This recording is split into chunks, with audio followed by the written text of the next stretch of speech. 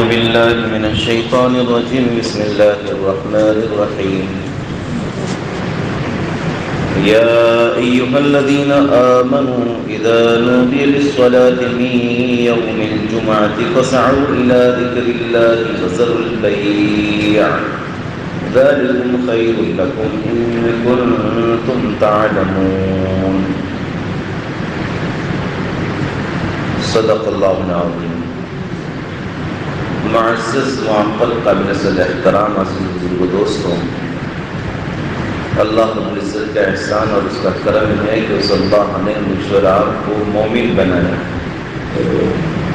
یہ اس کی عظیم نعمتوں میں سے یہ ایک نعمت ہے. مومن بنا کر اللہ تبارک و تعالیٰ نے بے شمار کام ہم سب کے ذمے کر رکھے ہیں، اور وہ تمام کی تمام امور و تمام کی تمام ذمہ داریاں وہ ہیں جسے اللہ تعالیٰ ایک بہانے کے طور پر مجھے اور آپ کو دیے ہوئے ہیں. جیسے فارسی کی کہاوت ہے کہ رحمت خداوندی بہانہ مجویت کے، اللہ کی رحمت بندے کو اللہ کا مقرب بنانے کے لیے بہانہ ڈھونڈتی ہے. جیسے نمازیں ایک بہانہ ہیں بندے کا اپنے رب سے مقرب ہونے کا، ویسے ہی روزہ، زکوٰۃ، حج اور تمام کی تمام عبادات یہ بہانہ ہیں بندے کا اپنے رب کے مقرب ہونے کا. اللہ تبارک و تعالیٰ نے ایک ایک سیکنڈ، ایک ایک منٹ، ایک ایک گھنٹہ، ایک ایک دن، ایک ایک ہفتہ اور ایک ایک مہینہ، ایک ایک سال اور اپنی پوری ایک زندگی کس طرح سے گزارے اللہ تعالیٰ نے اسے بندے کو یوں کہا کہ تم میرے تابع رہو، اور اس تابع داری کا نام اللہ نے رکھا شریعت. اور جو بندہ اس تابع داری میں نہ آوے اسے کہتے ہیں شرارت. اب جو شریعت پر چل گیا وہ جنت میں چلا گیا، جو شرارت پر چل گیا وہ جہنم میں چلا گیا. یہ ہے شارٹ بٹ سوٹ، سیدھی سیدھی بات ہے. جیسے میں نے نیچے سے شمار کیا، ایک ایک سیکنڈ، ایک منٹ، ایک گھنٹہ، ایک دن، ایک ہفتہ، ایک مہینہ، ایک سال، ایک پوری زندگی، یہ اللہ کے حکم کے تابع ہو. اللہ رب العزت نے اپنے بندوں کے ساتھ ناانصافی ہرگز نہیں کی ہے. انصاف کا معاملہ کیا کہ اسے پیدا کیا تو اس کے زندگی گزارنے کے لیے اسے گائیڈ کرنے والے ہر دور میں انبیاء بھی نازل فرمائے، مبعوث فرمائے. پھر ان انبیاء کو یوں نہیں کہا کہ تم اپنے من کی کہو گے، بلکہ اللہ نے اپنا کلام ان کے پاس لے کر کہا کہ تم میری بات میرے بندوں کے سامنے پیش کرو گے، اور میرے بندوں کو میری ذات کے ساتھ جوڑنا ہے، میرے بندوں کو بندوں کے حوالے نہیں کرنا ہے. پھر اللہ نے ایک مکمل ایک نظام نازل فرمایا. ہر دور کے اعتبار سے رہی مختلف رہی. یہ امت چونکہ امت محمدی صلی اللہ علیہ وسلم ہے، میرے اور آپ کے جو نبی ہیں وہ ہیں حضرت محمد مصطفیٰ صلی اللہ علیہ وسلم. آپ صلی اللہ علیہ وسلم پر قرآن مجید نازل کیا گیا، اور یہ قرآن مجید جس کو ہم 30 پاروں میں شمار کرتے ہیں، اس کے بے شمار صورتیں ہیں. سورہ فاتحہ سے شروع ہوتا ہے، سورہ ناس پہ ختم ہوتا ہے. یہ مکمل 30 پارے پورے عالم کی انسانیت کی ہدایت کی یہ کتاب ہے. اس کتاب کی ٹوٹل تفصیلات احادیث نبی صلی اللہ علیہ وسلم میں موجود ہے. یہ قرآن مجید انسان کو گائیڈ کرنے کے لیے آیا ہے. اب یہ بتائے گا ایک ایک لمحہ، ایک ایک منٹ، ایک ایک گھنٹہ، ایک ایک دن، ایک ایک ہفتہ، آپ کا ہر مہینہ، ہر سال آپ کو کیسے گزارنا ہے. مکمل 1 سال کا شیڈول اور ایک نظام اس میں موجود ہے. اجمالاً اس کی تفسیر اور اس کی تفصیلات ہے احادیث میں. اب اسے سمجھانے کے لیے اسپیشلسٹ موجود ہیں. جس طرح سے ڈاکٹر ہم منتخب کرتے ہیں ویسے ہمیں روحانی ڈاکٹر اپنے علماء کو بھی منتخب کرنا ہے. اس قرآن حدیث کو سمجھ کر کے اپنی زندگی صحیح گزارنا ہے. آج کا دن یہ جمعہ کا دن ہے. تو جمعہ کا دن کیا ہے، جمعہ کے دن کو کیسے گزارنا ہے، پھر اعمال جمعہ کیا ہے. ظاہر سی بات ہے کہ اپنی پوری زندگی میں ایک مرتبہ سن لیا، سمجھ لیا اور پھر اس کو عمل کرنا شروع کر دیا تو آدمی جمعہ والا تو پکا ہو ہی جاتا ہے. تو عمل کرتے کرتے آدمی کو ہر چیز یاد بھی ہو جاتی ہے اور وہ اس کی اپنی لائف بھی بن جاتی ہے. تو جمعہ کے تعلق سے قرآن مجید میں اللہ تعالیٰ نے ارشاد فرمایا یا ایھا الذین آمنوا، اے ایمان والو. یہاں نہیں کہا یا ایھا الناس، اے لوگوں. قرآن جب کہتا ہے یا ایھا الناس تو اس پیغام سے مراد ہندو، مسلم، سکھ، عیسائی ہر سماج کا آدمی ہوتا ہے. لیکن قرآن جب صرف یوں کہے یا ایھا الذین آمنوا تو وہاں صرف اور صرف ایمان والے ہی مراد ہوتے ہیں. اس پیغام میں ہندو، مسلم، سکھ، عیسائی ہرگز ہرگز ہرگز شامل نہیں ہوتے. اب ہم مکمل قرآن مجید کو تراویح میں پڑھیں گے اور ظاہر سی بات ہے کہ مسجد سعد والے باذوق لوگ ہیں اور فجر کے بعد جب اتنا مجمع بیٹھا ہے تو شوق کی تو علامت ہے. تو آپ قرآن جب سنیں گے تو غور سے سنیں. جہاں یا ایھا الذین آمنوا کہہ دیا تو سمجھ جائیں کہ یہ پیغام ہمارے لیے. سمجھ میں آوے یا نہیں آوے کہ اللہ ہم سے کچھ کہہ رہے ہیں تو انشاءاللہ. اور جہاں جنت کا ذکر آ گیا تو ذرا اندر گدگدی ہونا چاہیے اور جہاں جہنم کا ذکر آ گیا تو آنکھوں سے آنسو بہنا چاہیے کہ اللہ مجھے اس کے قابل نہ بنا. اتنا تو ہم سمجھ ہی سکتے ہیں. تو قرآن میں اللہ کہہ رہے ہیں یا ایھا الذین آمنوا اذا نودی للصلاۃ من یوم الجمعۃ فاسعوا الی ذکر اللہ وذروا البیع الی آخر الآیہ. پتہ چلا کہ جمعہ کے دن کو کچھ نہ کچھ اہمیت ہے جو اللہ قرآن میں کہہ رہے ہیں. تو اعمال جمعہ فجر کی نماز ہی سے شروع ہو جاتے ہیں بلکہ اس سے پہلے سے. نمبر 1 شب جمعہ کی عبادت کرنا.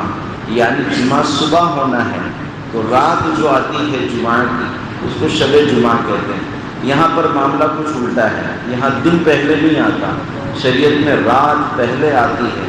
جیسے انسان کی زندگی میں اندھیری پہلے ہوتی ہے پھر کہیں جا کر محنتوں کے بعد زندگی میں روشنی آیا کرتی ہے. تو اس کو سمجھنے کا آسان طریقہ ہے کہ میں پیدا ہوا تو اندھیرے میں تھا، ماں کی کوکھ اندھیرا ہے، جب پیدا ہوا تو روشنی میں آ گیا. ٹھیک اللہ تعالیٰ ایسے ہی اندھیرے سے روشنی کو نکالتے ہیں. تو شب جمعہ پہلے آتی ہے یعنی جمعہ کی رات پہلے. تو علماء نے لکھا ہے کہ اعمال جمعہ یہاں سے شروع ہوتے ہیں کہ شب جمعہ کو عبادت کرنا، رونا دھونا، اللہ کو اپنا بنانا، اپنے گناہوں کو پاک صاف کروانا وغیرہ وغیرہ. تو یہ شب جمعہ کی عبادت. نمبر 2 جمعہ کے دن فجر کی نماز کے بعد اللہ نے اگر موقع دیا ایک دن کے معمولات کیا ہیں انشاءاللہ آئندہ کل بیان کریں گے کہ 24 گھنٹے کا کیا شیڈول ہے جو اللہ اور اس کا رسول پسند کرتا ہے. آج صرف ہم جمعہ کا ذکر کریں گے. تو نمبر 1 شب جمعہ یعنی جمعہ کی رات کی عبادت. نمبر 2 جمعہ کے دن سورہ کہف کی تلاوت کرنا. سورہ کہف کا تعلق ہر دن کی تلاوت سے تو ہے ہی لیکن جمعہ کا دن اس کا خاص ہے، اس کے فضائل ہیں. سورہ کہف کی تلاوت جو جمعہ کے دن کرے گا اللہ تبارک و تعالیٰ اس سے دجال کے فتنے سے محفوظ کریں گے، بے شمار برکات سے نوازے گا اور ہر قسم کے فتنے سے آدمی محفوظ رہے گا. نمبر 3 جمعہ کی نماز کے لیے غسل کرنا، ناخن تراشنا، ناک کے بال بڑے بڑے ہو گئے تو اکھیڑنا، بغل کے بالوں کی صفائی کرنا، زیر ناف بالوں کی صفائی کرنا. یہ تمام کے تمام امور کے بعد عمدگی کے ساتھ غسل کرنا، خوشبو لگانا، یہ کہ جمعہ کے معمولات میں سے، جمعہ کے اعمال میں سے۔ یاد رہے جس انسان کے بدن کے زائد بال 40 دن سے زائد ہو جائے اور اس کی صفائی نہ کرے تو اس انسان کی عبادت مقبول نہیں ہوتی ہے، مردود ہو جاتی ہے، حتیٰ کہ اس کی دعائیں بھی قبول نہیں ہوتی۔ کیوں؟ یہ اللہ کے حکموں کو ٹالنے کی نحوست ہوتی ہے۔ اللہ نے یہ زائد بال دیے۔ اب بہت سے لوگوں کو مغالطہ ہو گیا، زائد بال سے مراد وہ داڑھی کے بال بھی کاٹنے لگ جاتے ہیں۔ بھئی یہ تو گناہ کبیرہ ہے، یہ تو فسق فجور ہے۔ داڑھی کاٹ کر نمازیں پڑھنا گویا اپنی نمازوں کو برباد کرنے کے برابر ہے۔ بہرحال مونچھ کے بال، حدیث میں آتا ہے عفو اللحیہ وخشف الشوارب، کہ داڑھیوں کو بڑھائیے اور مونچھ کو گھٹائیے۔ گھٹانے میں جتنا مبالغہ کر سکتے ہو، جتنے چکنے بن سکتے ہو یہاں بن جاؤ، ادھر چکنا نہیں بنانا، اوپر میں چکنا بنانا ہے۔ کیوں؟ میرے نبی کی کتنی پیاری حکمت ہے کہ یہاں سے تم پانی پیتے ہو تو مونچھ کے بال تمہارے پانی میں نہیں آئے، تمہارے کھانے کی۔ اب یہ تھوڑی آنے والے، یہ تو نیچے ہیں، ہم تو لقمہ یہاں سے اٹھا دیں۔ لیکن شیطان نے کچھ الٹا کام کروایا کہ نہیں، تم کو میں گندگی کھلانا چاہتا ہوں، تو کچھ لوگ مونچھیں بڑھاتے ہیں، بولے میں مرد ہوں۔ تو شریعت کی نظر میں مرد نہیں ہے، لکھ لے، شریعت کی نظر میں مرد وہی ہے جو شریعت کی مانتا ہے۔ شرارت کی ماننے والے کبھی بھی مرد نہیں ہوتے۔ رجال لا تلہیہم تجارت ولا بیع عن ذکر اللہ، قرآن میں مرد کیا ہے وہ بتا دیا ہے۔ مرد وہی ہے جو شریعت کا تابع ہو، شرارتوں کے تابع رہنے والے مرد نہیں، ان پر تو خاموشی ہے۔ علماء کرام بھی دیکھ کر کہتے ہیں بیچارہ معذور ہے، جیسے کوئی آدمی لنگڑا ہے، اس کو کچھ نہیں بولتے، پاگل کو کچھ نہیں بولتے، ہاں جو پتھر مارتا ہے، تو ایسے جو لوگ شریعت کو چھوڑ کے کچھ اور کام کرتے ہیں تو اس کے آنکھ پہ نہیں جاتے، دیکھتے ہیں سب بھائی ان کو چھوڑ دو، جو اللہ اور اس کے رسول کی نہ مانے اس پر کیا ہے۔ بہر کے عزیز لو، تو مونچھ کو گھٹانا، داڑھی کو بڑھانا، یہ ہمیں عمل کرنا ہے۔ کتنے ہو گئے بھائی؟ کوئی نہیں گنا جی؟ 4 ہو گئے نا۔ نمبر 5، جمعہ کی نماز کے لیے جلد آنا، مسجد میں جلد آنا۔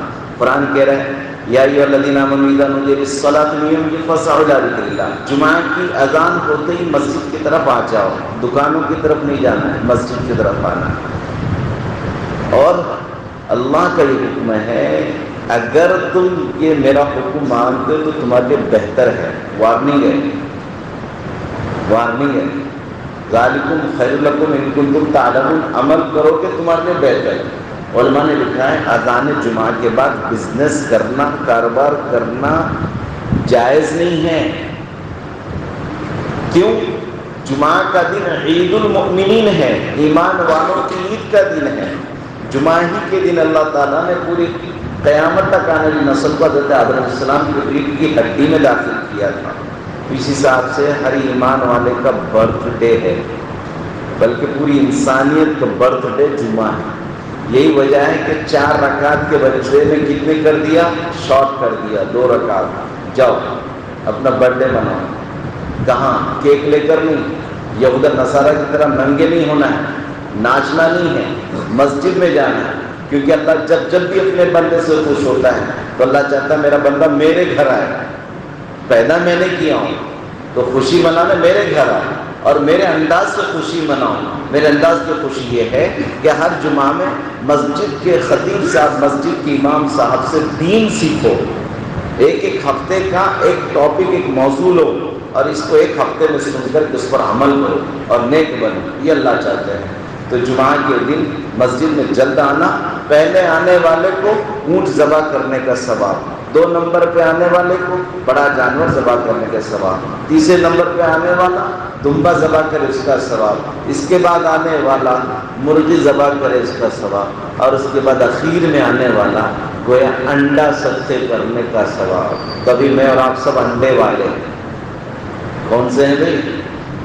وہ تو اماموں کی مجبوری ہے کہ ان کی امامت کرنی، ورنہ امام صاحب کو اگر آپ چھٹی دو گے وہ بھی آخر میں ہی آئیں گے، یہ تو ہماری مجبوری ہے، ورنہ امامت سے نکال دیے جائیں گے۔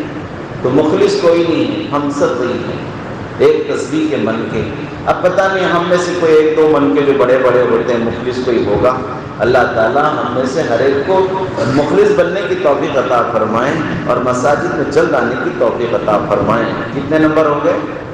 5 ہو گئے۔ نمبر 6، عصر کی نماز پڑھنے کے بعد اپنی جگہ پر بیٹھنا اور اپنی ہی جگہ پر بیٹھ کر کے یہ درود شریف پڑھنا۔ کون سا؟ اللہم صلی علی محمد النبی الامی وعلی آلہ وسلم تسلیما۔ اللہ کے رسول نے فرمایا کہ یہ تصویر، یہ درود پاک جو 80 مرتبہ پڑھے گا، اللہ اس کے 80 سال کے گناہوں کو معاف کر دیں گے اور 80 سال کی نیکیاں اس کے حصے میں لکھ دیں گے۔ پتہ چلا کہ گناہوں کی انٹری صرف 80 سال تک ہے۔ جیو چچا کی عمر 80 سال کے اوپر ہو گئی، ان کے گناہ تو لکھے جاتے ہی نہیں ہیں۔ کون کون 80 سال رہا تو پر کوئی ہے کہ نہیں ادھر 80؟ ہاں، تو سب کو ڈرنے کی ضرورت ہے۔ تو سب کو یہاں بیٹھ کر کے 80 مرتبہ کیا پڑھنا ہے؟ دیکھو، ہمیں ڈاکٹر کہتا ہے کھانسی کی دوا یہ ہے، یہ لے لو، تو اپنی کھانسی کم ہو ہم یقینی طور پر اس کو کھا لیتے ہیں۔ اللہ کہہ رہے ہیں 80 سال کے گناہ معاف کرانا ہے تو جمعہ کے دن بیٹھ کے درود پڑھ لو تو 80 سال کے گناہ معاف ہیں۔ تو ہمیں ایک ٹاپک مل چکا ہے اور ایک ٹانک مل چکا ہے، ایک کیپسول مل چکا ہے کہ اپنے گناہ معاف کرانے کا بہترین طریقہ یہ درود شریف ہے۔ اللہ مجھے اور آپ کو سمجھنے کی توفیق عطا فرمائے۔ نمبر 7 کیا ہے؟ نمبر 7 مغرب کی نماز سے ایک تو چیز ہے صلاۃ التسبیح پڑھنا جمعہ کے دن۔ اللہ کے رسول نے اپنے چچا سے کہا موقع ملے تو ہر دن پڑھو، نہ ملے تو ہفتے میں پڑھو، نہ ملے تو مہینے میں پڑھو، ورنہ سال میں پڑھو، تاکہ چچا زندگی میں ایک بار تو پڑھ ہی لینا۔ لیکن یہ جمعہ کے دن ایک سکون اطمینان ہوتا ہے، تو ہم جمعہ کے دن صلاۃ التسبیح کا اہتمام کریں، بالکل جیسے ہی اذان کا وقت ہو، جو بھی ٹائم ہمارے لیے مناسب ہو اس میں آ کر کے ہم پڑھنے کی کوشش کریں۔ نمبر 8 مغرب کی نماز سے پہلے دعا کرنا۔ حدیث پاک میں آپ نے دیکھا ایک تفصیل حدیث قبولیت وقت کون سا ہے؟ صبح سے وہ میاں بیوی آٹا پیستے رہے، اخیر میں وہ عصر اور مغرب کی نماز کے درمیان نہیں، جو آئٹم مانگا انہوں نے وہ آ گیا۔ اگر وہ اس جگہ سونا چاندی ہیرا موتی مانگتے تو شاید وہ بھی نکل جاتا۔ بہرکیف عصر اور مغرب کے درمیان کا جو وقت ہے وہ قبولیت دعا کا وقت ہے۔ اس وقت میں مسجد جلد آنا اور اپنے لیے خوب دعائیں کرنا۔ اور یہود نصارہ نے اتوار کا دن چھٹی کا منایا، ہم مسلمانوں کو چاہیے اپنے دوسرے کاروبار سے وقت فارغ نکال کر کے جمعہ کے دن خوب عبادتیں کریں۔ ویسے یہ رمضان کا مہینہ اور آج کا پہلا روزہ ہے ماشاءاللہ، اور 3 خوشیاں جمع ہو گئی، عید وعید وعید سرنا مجتمع، وجه الحبیب و یوم العید والجمعہ۔